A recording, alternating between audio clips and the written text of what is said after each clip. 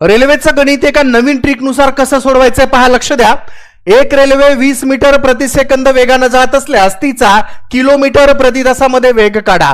मित्रांनो, सूत्र वापरायचं नाहीये, फक्त लक्षात एवढं ठेवा, इथं मीटर मध्ये वेग दिलाय आणि इथं किलोमीटर मध्ये दिलाय. किलोमीटर हे मोठं प्रमाण असते आणि मीटर हे छोटं प्रमाण असते. आता ट्रिक बघा, या ठिकाणी आपल्याला लिहून घ्यायचंय 18/5, बाकी काहीच करायचं काम नाही. आपल्याला मीटर मधला वेग दिलाय, मीटर छोटं प्रमाण आहे, मग या दोघांपैकी छोटी संख्या कोण आहे? 5. म्हणून या 5 ची व्हॅल्यू त्यांनी आपल्याला 20 दिली आहे. आणि किलोमीटर विचारलंय म्हणजेच मोठ्या संख्येचं प्रमाण विचारलं. या 5 वरून संख्या 20 झाली, म्हणून मित्रांनो या ठिकाणी संख्या चौपट झाली आहे. 5 चोक 20.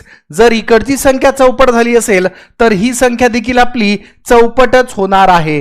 18 गुणाकारा 4, 18 चोक 72 किलोमीटर आपल्या प्रश्नाचं उत्तर येतं ऑप्शन क्रमांक डी मध्ये. मित्रांनो, दररोज लाईव्ह क्लास बघण्यासाठी आपल्या या चॅनलला सबस्क्राईब करा, बेल आयकॉनला क्लिक करा.